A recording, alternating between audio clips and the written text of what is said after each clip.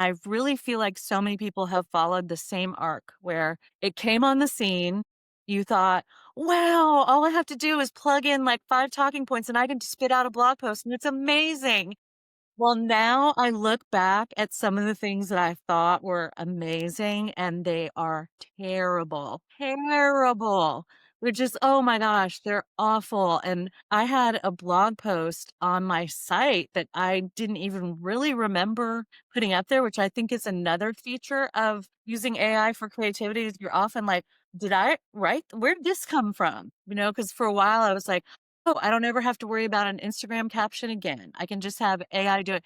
And then I looked back and thought, who wrote this? What is this? So I think we all have that initial, oh, this is going to be so great. And then you sort of realize, no, you cannot outsource your thinking. You cannot outsource creativity. Writing in particular, writing is thinking, and that is what makes it so difficult. And it's messy and it's long and it's frustrating, but that is also what makes it wholly unique, makes it something that no one else could have said, no one else could have written. And yeah, we're not all trafficking in amazing, innovative ideas every single day.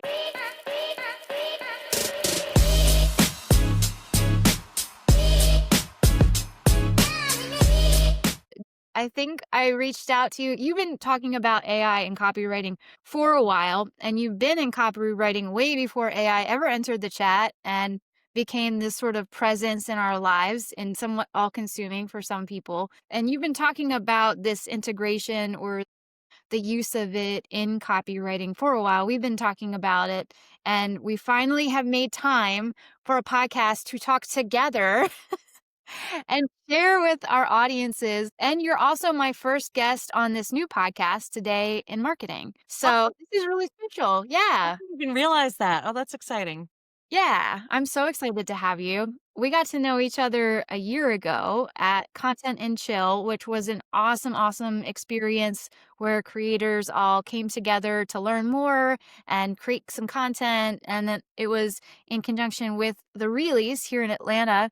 And so it's just been so cool to see you blossoming and growing as a content creator and sharing what you know. But I want our audience to get to know you better, Lib. So dive right in, share your background and experience and what you want people to know most about you. Okay. Yeah, I get nostalgic about that first Content and Chill. That was so much fun and and the realies too, but yeah, it was great to just see people that you kind of knew online and then connect with them in real life. What do I want people to know about me? So I did an IG live yesterday with Marina from Vivaciously Marina, and I realized I was like, oh, I don't really talk all that much about what I do professionally, but I also feel like an important part of people getting to know you is just your actual sort of vibe, for lack of a better word. So I was a kid who always wanted to be a writer.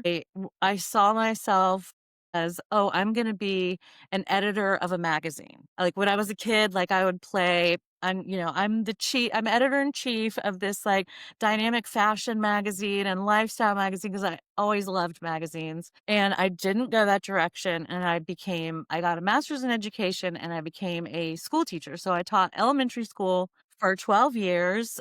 And I loved it. I absolutely loved it until I didn't love it. And then I was able to be a stay-at-home mom for several years. So my neighborhood parent network needed someone to put together a newsletter.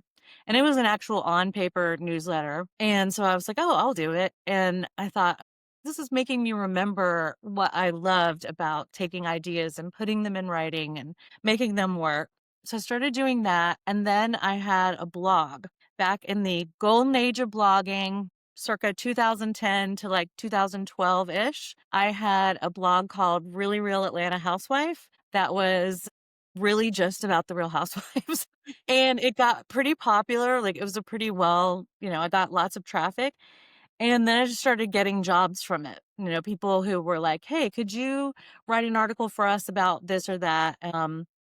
Started writing for some big online parenting and lifestyle and like family magazines. And I loved it and felt lit up and reconnected with that kid part of me that thought I was going to be a writer. And it just kind of took off from there. I guess. And now I primarily work with small teams and solopreneurs. And I still, even though words are my actual job, I don't think I've ever found quite the way to say not exactly purpose driven, not exactly like heart centered, but that kind of business that is genuinely focused on offering some kind of transformation that makes people's lives better. That seems to be my sweet spot. And yeah, that was my background. It was a longish way to get there, but That is so cool. I love it. Thank you for sharing that. It does sound like the word vocation comes to mind. That yes. you were able to follow that calling and it happened almost organically because you were following that passion and that Mhm. purpose. Yes. And I do feel really lucky that I've been able to do that, and I always feel like it's sometimes I wanna know people's story, like, what sort of privilege did you have that allowed you to do this or that? And it was the fact that, like, I did not have to be the primary breadwinner for several years, and that was a gift. Because 'cause you're right, I was able to just fool around with a Real Housewives blog, and that led to something great. So, yeah, I feel really lucky. Vocation is the right word. I think that's a great testament to that you can start something from an idea and you could have a vision for it, but the vision could actually expand to something much larger. Yes. The impact that you're having now and building a business from that, Well, taking a chance on that, putting yourself out there, putting your writing out there, having fun with it.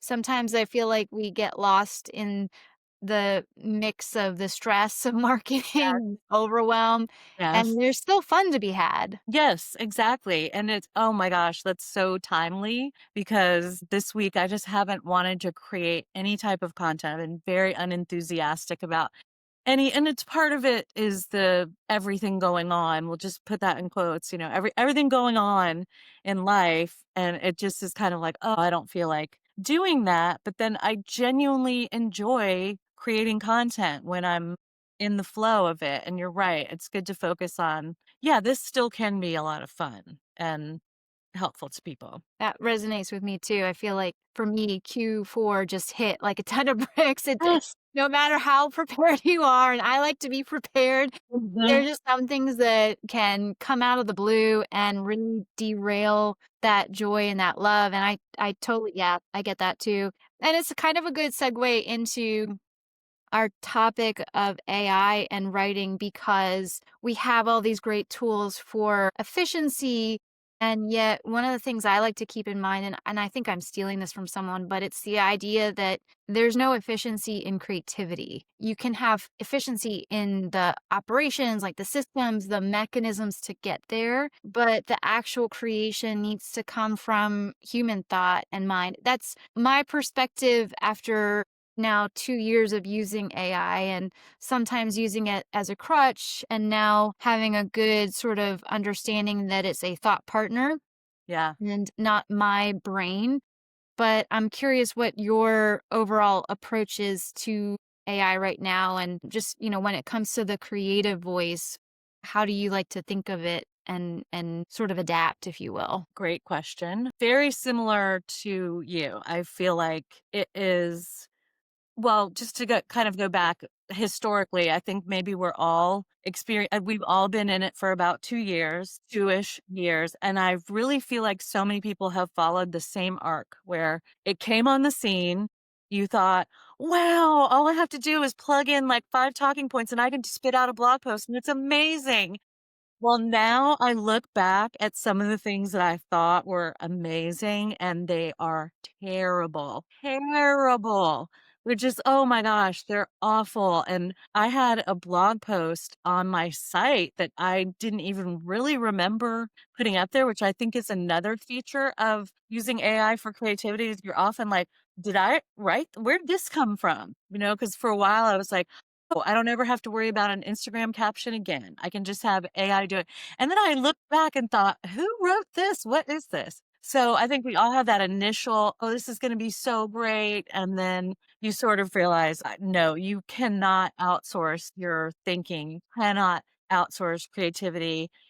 Writing in particular, writing is thinking, and that is what makes it so difficult. And it's messy and it's long and it's frustrating, but that is also what makes it wholly unique, makes it something that no one else could have said, no one else could have written. And yeah, we're not all trafficking in amazing, innovative ideas every single day.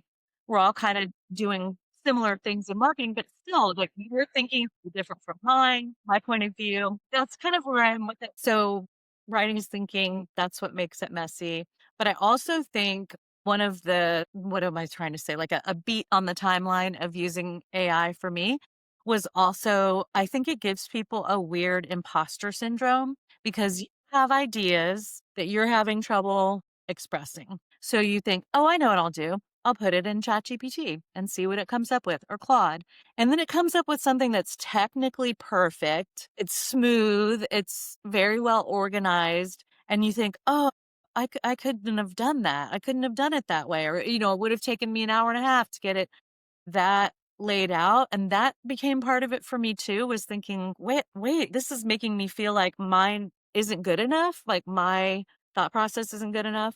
And I just think that, yeah, I guess that's really it, that just agreeing with you that you cannot outsource the messy part of it, but it is very much a tool in my toolbox. I use it so much as a neurodivergent person, neurospicy person. I use it so much for organizing tasks. So, for example, if someone sends me, I would like to see how much would it cost for you to do this huge project? And I just used to sit there and think like, oh, where would I even start? And now I put it in ChatGPT and I say, break this out into a task list and a timeline and help me organize it. What needs to be done first? What should be?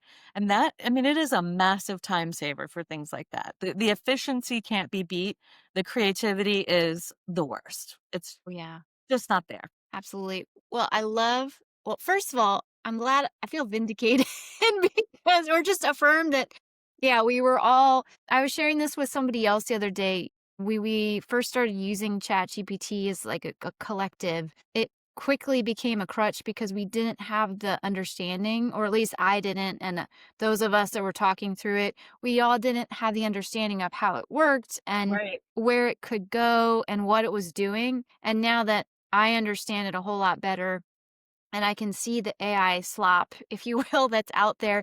And I have likely most definitely contributed to it in some Too. form or fashion, Me I'll too. admit, because we didn't have that full understanding. And now that we do, and we see how we're overusing it and leaning on it too heavily, means we have to put some boundaries up for ourselves in terms of how we're Yes. using it. And I wouldn't even say it's about the ethical use necessarily so much as, yes, that's important, but also what is conducive for that creativity to blossom and flourish. But then the other point that you're making too is that writing helps you think, which Yeah. I also know to be true. And if we are using a tool to help us put the writing together, it means that we haven't necessarily thought through it. Great. And then the other problem is if you simply copy paste from chat, which that I will say, I always like to edit it, but it is so very easy for folks to, and I've seen this, they clearly just like copy, paste. They haven't gone through the thought Yeah. process that the tool has given them, Yes. and that's where I think we also fall into that secondary trap of now we don't know what we're actually saying Mhm. because we had words compiled together to make Yes. some kind of logical sense, but is it really in our voice and in our thought? Your point, we're all unique in how we think too. Totally. Yes. Yeah, and that is so true that I think that that was one of the things that occurred to me when I was first playing around with it and using it for captions and stuff and not remembering having written it. And I remember having this thought like, what happens if I meet someone in real life and they ask me, "Oh, how did you come up with this or that?" And I thought that would be mortifying to kind of be like, well, how did I come up with it?" Well, it would just, I thought this is really robbing us of that. And this is maybe like a bit of a tangent or a side note, but I'm frequently on TikTok. Like I don't create content on TikTok, but I consume it all the time. And I came across that video from 2020 that went completely crazy. That guy on the skateboard with the cranberry juice, and he was, like, singing the Fleetwood Mac song, and he's, like, skateboarding and filming himself. Do you remember that? Know that I ever saw that Oh my actually. gosh, it was like it went so crazy. It was just this guy, he's, like, on a road, he's in California, and he's just chugging this bottle of cranberry juice, and it's, like, Fleetwood Mac's Dreams is playing. Yes, now I Yeah. remember. Yes, yes, yes. Oh my gosh. Like, it is so nostalgic. So I'm, like, Yeah. looking back at it, and I looked at it and I thought, "This is fascinating because we now have the capability that AI could so easily replicate that to the point where you wouldn't even see the seams, you wouldn't even know." Mhm. However, AI would never come up with that, could never come up with that, and I think that really struck me as, like, it is the same with writing. It does not have that wholly out of nowhere, "Where did this come from? How did this person think of this? How did they do that?" And it was just kind of very validating to think it really cannot ever replace that human spark of like, "I have this idea and I'm gonna do something that probably literally no one's ever done in the history of the world, and that is get on my skateboard and chug my cranberry juice and play Fleetwood Mac's Dreams." And so that it is missing, that's not exactly thinking, but, like, AI does not have real creativity. And I think that also, sorry I'm going on so long about this. No.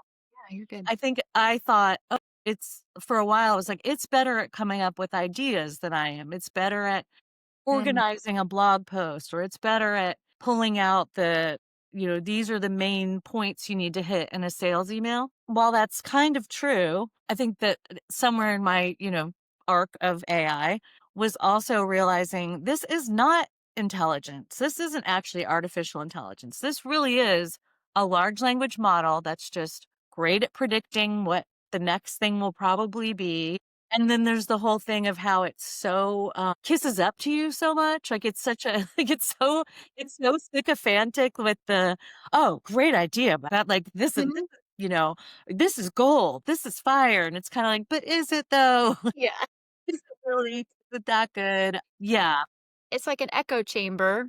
Yes. And that's where biases come into play. And I've heard people, this was actually part of my conversation the other day too. They were like, well, somebody was like, well, you can ask it to not always agree with you. True, good point. However, then I don't know, is it playing devil's advocate with me because I just told it to and now I have to fight? Like, Right. Yes, that's a great point because it's not ever actually thinking. right. Whereas with a person, if you said, like, "Hey, don't just, validate every single thing I say," then they would switch to their independent thinking and notice things. But you're right. It's just trying to please you in a different way when it says that. And, now, of course, that we're a couple years into it, we've seen the dangers of what that does to people emotionally, and that's a whole other thing, but that genuinely terrifies me, the thought of people outsourcing their human contact to that kind of stuff. I was watching the movie Her a couple of weeks ago, and we're there already. There are people that are trying to or did have married robots and are having like their girlfriend is in their minds, and I'm not making light of whatever they're going through mentally. Right. It's a serious challenge, and the scary thing is we predicted this, and we still have not come up with a solution for it. I was talking to, I had an interview for my other podcast, and we were talking about being ready for AI and being a leader and integrating that into your company, and my guest asked me, "What's my emotional connection to AI?" And nothing wrong with her asking that, but I was kind of taken aback because I don't I don't think I have an emotional connection. If it's gone tomorrow, I'll be a little pissed off, miffed because that was really helpful tool for me, but I know I can still function and I'm not leaning on it for validation. And it's scary to me that people have those kind of relationship with a piece of technology. Same. That is, yes, I feel exactly the same way. Like, in general, I feel like I grew up in the 80s and 90s, and I was just thinking the other day, I'm so disgusted with all of it. I don't care if we don't have another streaming service ever again. Social media on balance, like, maybe it really has not been good for humanity. Maybe we just scrap it all. And obviously that's never going to happen. But that's how I feel about AI too. I feel like it's been a great tool for me, but I don't feel any sort of pull to it. But I mean, my older daughter, when ChatGPT first came out, was using it heavily to help her process emotional things. She was like a pretty new driver at that time, and she would talk to ChatGPT about, I'm really nervous that I'm going to get in a car crash, and, Atlanta traffic stresses me out, blah, blah, blah.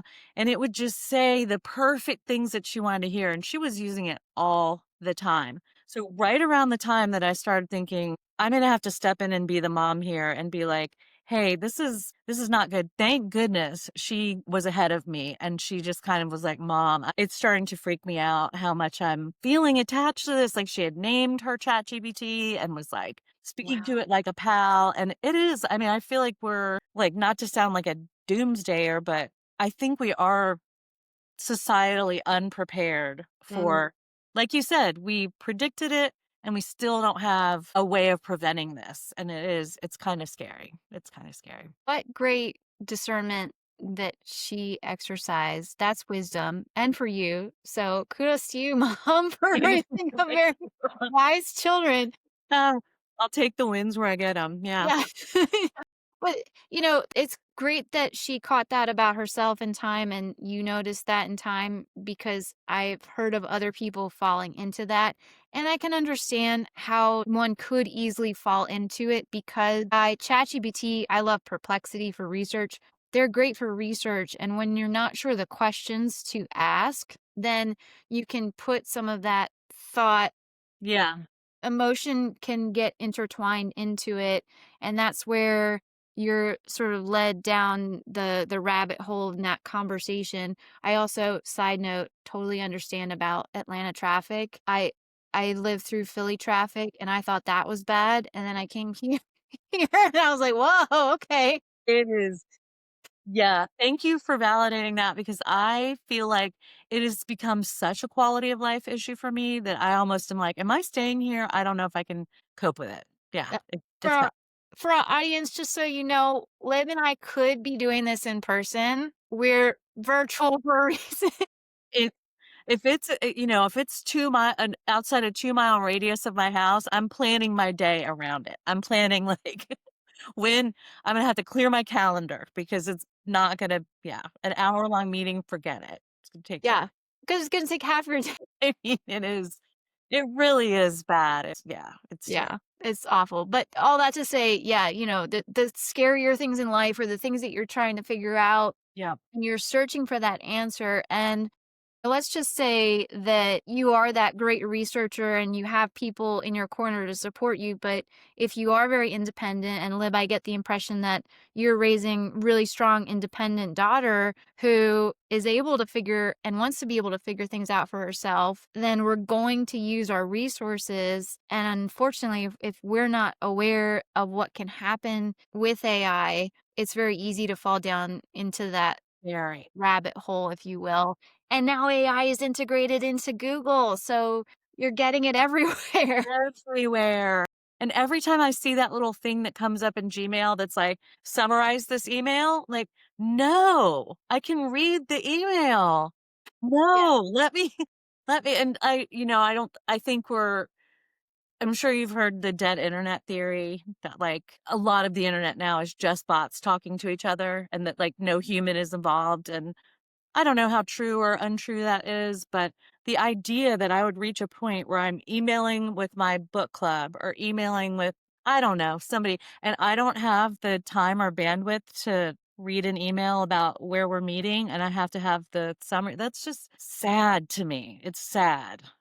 And It makes me wonder, so it's obviously it's a solution to try. I'm gonna say try because your point, if you're not reading it, then do you actually know what you're communicating about? yeah, Especially if it's communicating on your behalf. But I think it's trying to solve the solution of there's not enough time. Or yes, we think definitely. there's not enough time. Maybe we're not actually prioritizing our time. Right. Yes. And yeah, and where maybe we need to either have an assistant, Right. an actual person. Actual person. Yep. And even if I had an assistant, they would still come to me and say, "Hey, here's what's Right. going on." Yes. Right. And I think that that's kind of, I feel like I give myself and all of us grace in that way, that we're really are trying to figure it out, because it does seem tempting to just, oh, what if I didn't have to wade through my inbox every day, several times a day to see where things are. But I do think everyone who's using it, like it sounds like we both are, I think everyone is realizing like, whoa, I got to pump the brakes in some areas. And in others, I just need to learn to use it even better, because like it is really helping me in some ways. And in other ways, just come on, this is not the place to save time. It's just not. But then it does things like, I got an email a few weeks ago from somebody that I've worked with before that I don't know particularly well, but I think of myself as a very emotionally capable, I'm comfortable with my feelings, and I feel like I'm pretty good at reading feelings. But there was like something in this email that I didn't like, and I couldn't put my finger on. I was like, what is it that's making me feel that little like, "Ugh, I don't like how that made me feel." And I thought, okay, I'm gonna be one of those people. And I put it in ChatGPT and I was like, read between the lines of this email and tell me what you think is really being said here. And like clearly ChatGPT knew what I was fishing for, I felt like there was something I wasn't seeing in there and that I wanted it to see. But it really helped me, because it was like, but this line about da da da da sounds a little bit like she's suggesting that you don't know what you're talking about. And I was like, yes, Yeah. that's it. So again, finding our way and how to use this incredible technology is unfolding for everyone. Let's explore some of that together too, because I do want to get to the positive use of it with the realization of the boundaries. And I love that as an example because I've done that too. And it can be very helpful when you are trying to be tactful in Yes. your response. Right. I like to practice the radical candor of caring personally and challenging directly when talking with team Yeah. members or framing an Yeah. email. And sometimes you don't always have the right words and you want to be mindful of your perception or how they might come Right. across. So I love using it in that sense and then shaping it into what it needs to be. Right. But what are some ways, especially when we're talking about public writing and copywriting, especially, what are some of the ways to go about using AI so that it's still that you're still using your thought process like we talked about, the creativity is still coming from you and it's enhancing what you're able to do. Well, I don't know if I've talked about this very much, but I did create a custom GPT that is that. It refuses to write for you. That was the tricky part of putting it together. Was the first test versions, you could find a way to get it to write for you. And I was like, no, no, this needs to be, you cannot generate any copy for people. So it's a brand voice coach, because I think a lot of women who've been, not women, people in general, who've been very successful academically or in the corporate world have lost touch with what their voice actually sounds like, because you're writing in an academic context or you're writing in a very corporate, cold, professional kind of way. And so those are the people that when they go to start a business later, they're like, I don't even know how to sound in my emails or what my blogs should sound like or my captions. So I created this tool where you talk into it and you leave like a voice note as if you were just explaining to a friend what you're working on or what you do. And then you upload several samples of your texts that you've written to friends, emails that you've written, so that it can help you define, here's your brand voice. And it has all these markers like, your humor is, you use humor in your writing at about a 4 out of 5. And you use references to pop culture 1 out of 5, whatever. Like it defines it for you. And then to get to your question, then the kind of second part of it is once it learns your voice, I think where a lot of us kind of break down in this process is we think, oh, now it knows how to sound like me. So I just say, write this thing in my voice. But it's never right. It's never quite right. So what this tool does is you give it something you've already written. You've already done the messy thinking part. You have to give it a full, so maybe it's a rough draft of a blog post. And then you ask it, it'll say something like, do you want me to suggest ways that this can sound more like you? maybe this part sounds a little stiff. Could you revise that? Or your sentences are usually a lot shorter than this. Are you sure you want to keep these long sentences or whatever? So it gives you suggestions. And I do think it's very, very helpful in that way. Because sometimes you get in your own head and you're rambling or you don't realize that you've kind of beat a point to death. Like if something's hard for me to understand, I to tend to write more and more and more and more about it when it really could have just been concise. So I think it's great at that. I think it's great for stuff like the mundane, less creative aspects. So if you expend all your creative energy writing something, you've got it all done. And then it's like, oh, I have to come up with a title now. Like, like I've compelling title or metadata, things like that, or like a meta description. Like, can you just do that? And I think it's great for stuff like that because I can easily get caught up and spend way too much time on things like that that could be better used in other ways. So, yeah, that's how I think it's most helpful. And then again, also, I think it's good at reading complex things and summarizing it. So, like, I was working for a couple of years with this logistics company. And so I frequently had to write about things that I did not understand. I don't know logistics and shipping. I just don't. I don't know what the problems are, but they would be like, okay, can you write a blog post that's about how, I don't know, truckers can maximize their routes or something? And I would think, like, I don't even know. I don't know what that means. So it was great to be able to say, here's this huge long article that explains the process of international shipping. Like, can you just read this and summarize it for me? And I know people sometimes say that's one of the bad things about AI is like we're letting it do that type of thinking. But for me, it's like if I need to know a very surface, high level thing about a topic that I'm frankly not interested in learning a lot about, I'm fine with that. Obviously, you have to check your facts and stuff, but that's how I like it the most. So, Lib, that is so smart. I need to try this chat because that's exactly so. Well, a couple of thoughts, and one also kind of goes back to what we were saying earlier. If you're using AI, you have to know what excellence looks like, and especially in your field. And this is the trap that I see a lot of Yeah. folks who are in that sort of entry level area, not Yeah. having width and breadth of experience, and so they use AI and it gives them something that could be good, but if you don't know what good looks like, Right. then it's really hard to know how to edit it. And then what you're saying is you're training AI on your voice to give you feedback, but not to write for you. And so you're still owning that copy, which I think is fabulous. And I think will also help eliminate the imposter sort of like I'm cheating Yeah. syndrome that we Yeah. all felt. The other thing too, I can relate to that sort of conundrum, being stuck between different kinds of writing. Hmm. For me, it comes from your writing has to be perfect when you're in school. Right. Just finished another degree and we had to write in a certain way. Mm. We were allowed to use AI for research, but the writing had to be from us. So, abiding by those rules, I really had to I had to read other types of articles in that same voice.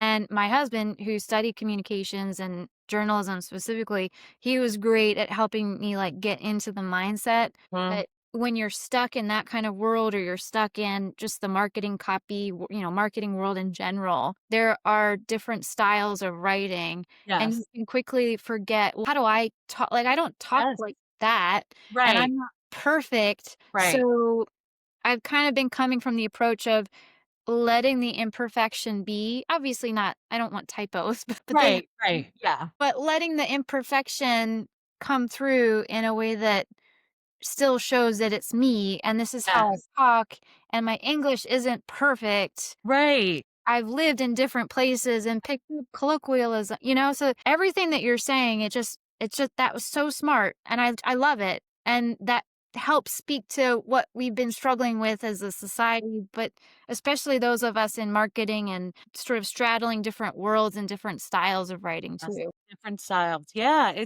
That's, yeah, that was exactly what I was trying to get at with this thing is like, is there a way to use it to help you meet whatever guidelines you need to meet or to help it could help you with understanding your audience better and things like that, but without that writing for you, because we have to do that. Like you said, you don't want your writing to be full of typos, but you do want the human labor of it to show in some way. Like you want a little bit of friction or like a weird turn of phrase that shows that there was a human viewpoint involved. One thing that I've done, and sometimes it'll be voice to text, sometimes I'll do the voice memo and then grab the transcript and put that into a chat that I've sort of trained on myself. Although I think I need what you have because I don't want it writing for me. But if I'm giving it that bulk of the writing and asking it to refine it, do you Yeah. think that's a fair use? I'm still in a quandary about it. Well, I'm nodding my head like, yes, that's a fair use, but I think I'm also in a quandary about it. I think I really don't know what I think about that because I think like, okay, I think a lot of things. I think that this is what gets me about when we think we've trained it on our voice and then when all we're going to have it do is refine it for us. It's like, okay, these are my original thoughts. These are my words, and I'm just going to have it kind of clean it up for me. And I still feel like it just somehow flattens it every time. Feels like it's taking something away that was there. It's adding something by being usually a little there's less friction in it. It's easier to understand. There's like perfection instead of imperfection. And maybe it's what you said, like it's you kind of want there to be a little imperfection. I don't know. I am torn about that too. And then I saw a post, I want to say it was on LinkedIn, where someone said if you had to prompt your copywriter 12 different times to get it right, to get it to sound like you would fire that person. And his Oh, point was all of us say like, "Oh, it's trained on my voice. It's trained on my voice." But then you get it and you're like, "I would never use that word," or "Let me yeah. try it again." Or you know how you'll put in there like, "Make it a little funnier," or add a little this or that. And I thought, that's so true. If you had to tell a person, no, you still don't have it right. You still don't have it right. Then it's like, okay, is this saving us time and labor? Because it feels sometimes like then there's just all this work on the back end to try to make it sound less flat and less human. So I don't know. I don't know what I think about that. I feel like we're gonna get extra deep here, Lib, with this next thought, but it's good because, we're very much our thoughts are very much aligned in how we've been using this and thinking about it, and if you're taking the time to try and coach something on your voice and you have your voice, then is it could be maybe a couple of different things depending on the person, but is it either we don't know how we actually think and speak, or we're not feeling confident in that and that it's enough because it doesn't feel perfect. I'm a recovering perfectionist, so, it's like grammar isn't perfect and I didn't use the semicolon correctly. Um, or is it also because people are so hyper aware and focused on having perfect in their content because we now have AI Right. that we feel like everything we put out has to be polished, perfected, and Yeah. presentable. Yeah. Yeah. And it's, gosh, I mean, that is deep. It is deep. It's deep, and it's also I think a lot about how much I'm constantly yapping about how you have to have your voice and it needs to feel like it's coming from you.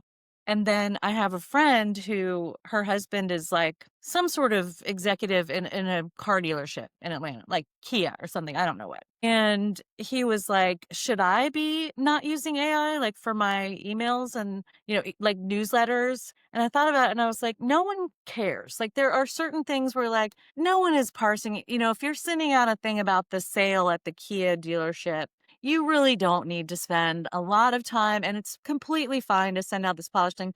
And frankly, people who come from worlds that are not academic or that are not corporate, it's probably improved their writing greatly. It probably really does make a much clearer employee, email or customer email or whatever. But then in other places, like, and if you're trying to be a thought leader, for example, like it really needs to be your thoughts and you need to kind of somehow come to terms with the fact that it's never going to be as polished as, but you don't want it to be because I mean, if we're all using the same prompts, how do people even know what our thoughts are if they're going to be that polished and that easily digestible? I don't know. I don't know. That's a good question, and I don't really feel like I know. I don't have a strong grip on what my answer is. Yeah.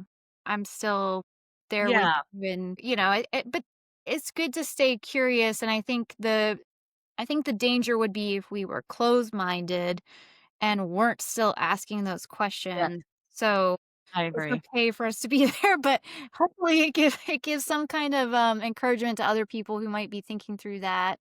Yeah. And yeah, giving people grace that, maybe the folks that have the burden of copy, like a marketing Yeah. email, when that's not Not that necessarily, right. yeah, Yes. that maybe that shouldn't be part of their job, but it is. Right. If Right. it makes it easier, then yeah, go ahead and use that. Yes. Yeah. Right. Yeah. Two sort of thoughts. I know we're coming to the end of our time, and I think, we probably could have spent the whole afternoon. Yes. Easily. You're Easily. you're welcome back anytime I think. on this new now podcast.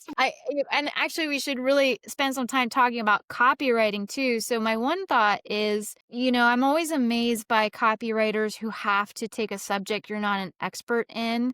And working in an agency, my team, they have to write captions on things that they are not an expert in, Yeah. like legal captions, or well, not legal, but captions for lawyers and yeah, chiropractor, Right. and it can be very challenging to get into that mindset, let alone that voice. So here's a two-parter, if you will. One, how could you use AI to help with that research? And you spoke a little bit about it. But then two is more so from just a copywriting perspective in general. How do you tap into somebody else's voice when you're trying to write for them? Because that can be a huge challenge for someone who's not trained in copywriting. Yeah. Yeah. That's true. Is yeah, I'm so used to doing it that I kind of forget that isn't everyday process. So the first part of your question, I think this is where I get very conversational with AI is when it's something I really don't know much about and I just talk to it like I would be talking to you right now. Like, tell me what are the pain points that I don't know chiropractors are struggling with in their business, or what's a potential I will really root my way through it but I still think it is more efficient than me reading, for example, journal articles or trying to spend my time reading an academic paper to try and understand some very complicated thing. I think that AI is great for helping you get just enough that you can write the thing that you need to write and without having to invest in becoming an expert. And that's one of those things that I think about as like that's an advantage for people who are hiring writers now is that in the past I would have had to account for all that time spent like, "Oh, okay, you want me to write this thing? Well, I need to learn what is this even about and what are the and now that can all just be folded in. And so that's a great thing. Getting to people's voices, I feel like if someone wants to work with me, and this is a very inefficient use of my time. So I don't recommend this at all. Like I don't recommend it. If I feel like someone's gonna wanna work with me and I have an idea what they're gonna want me to write, I binge it like it's Netflix. Like, I am looking at everything I can find anywhere on their website. I'll subscribe to their newsletter, so I make sure I get their stuff. I'll look at them on Instagram, look at them on LinkedIn. If I can find a video of them, like, even better, and then I just start noting, like, "Okay, this person is extremely serious," or this person's like uses words which are very industry specific or this person that is how I do it. I don't know that it's like the most efficient thing, especially when you're not yet even being paid. When it's just like, oh, I might be working with them, I'm kind of like, let me, but I think that's what it is. And then I have a process like an actual, like a questionnaire, like a brief that asks a bunch of questions. Do you, for example, like, how slangy are you? Do you use profanity in your writing? And some people are like, oh, absolutely not. And others are like, all the time. So I'm like, okay, that's a good thing to know. And then I also kind of reverse engineer from what, how do you want someone to feel when they read this? Mm, Ask them, like, if someone reads your email, how do you want them to feel? Do you want them to feel, are you trying to bring the confidence for them? Do you want them to feel reflective? What is the feeling you're trying to get from your audience? And that usually ends up yielding a lot of information that's valuable. that is so smart. And I can understand about, the pre-work, the research before you actually landed that client. It does take time. It makes sense, and it probably helps you better communicate with them too when you Yeah. are looking to work together. It sounds to me that being a copywriter is as much, if not more so, about listening and observing. Yes. Yes. It's like putting words to paper or Yes. screen, whatever. Yeah. Yes. And I'm glad you brought that up because I was actually talking to one of my family members about that a couple years ago. And I was like, I think I finally realized that what I do for work is not necessarily about my writing skills, but it is about my listening skills and curiosity and to, what are they? Is it called the Y ladder? Y ladder? Why you got why 5 times? Yes, and, Yep. like, keep digging deeper and deeper and deeper. That is always fascinating to me, and so, yeah, I think if it were just writing, I mean, that is something definitely AI can replace me. Like, if it's just getting some words together, for sure, but if it's getting behind it and down deeper and, "Why does this matter to you? Why do you care if people see you this way? Well, how come? Like, what are you trying to do?" That is the uniquely human part of it, I think. Yeah. Oh, I love that. This has been such a great conversation. Yes. We're definitely gonna have to continue, but before we wrap, I do have a little bit of a lightning round of questions for you. Okay, I'm So, ready. you ready? Okay. I'm ready. All right. This doesn't have to be AI, by the way, but what is your favorite tool in your writer's toolkit? Forever the thesaurus. That's a good one. I like Forever. that. I mean, I'm talking about the book. Like, I use them online sometimes too, but my old, like, 1999 thesaurus. Um, all right. A word or phrase you wish would disappear from marketing copy forever. It's gone. We canceled it. Banned. Bye bye. Gosh, because of AI, I'm gonna have to say unleash. It never bothered me before. Now I feel like it is, yes, canceled, banned, like you said, out forever. You're out, you're off the island, gone, I'm unleash. okay with that one too. No I would more. I would love us to stop in emails saying, "I hope this finds you well." AI really needs to Yes. get caught up on that. Yes. Yes. Oh my gosh. If you use ChatGPT to write your bio, what would it probably most definitely get wrong about you? What would it get wrong about me? I think it might think that this isn't it's the tone would be wrong because I think it would try to write what it thinks I want it to say, and it would be missing nuance. Yeah, like, I don't know. That's not a great answer, but yeah. That's fair. Took my LinkedIn profile to write a bio once. I Yeah. downloaded it, and ChatGPT wrote a bio for me as a lawyer. So that's why you really can't. I used to say trust but verify when it comes to chat, and now I just say test and verify because you can't trust it at all. Yeah. Wow. A lawyer. Wow. Yeah. That's Yeah. really, No, nowhere close. yeah. Okay. Last one. Yes. Finish this sentence. Good copy in the age of AI feels.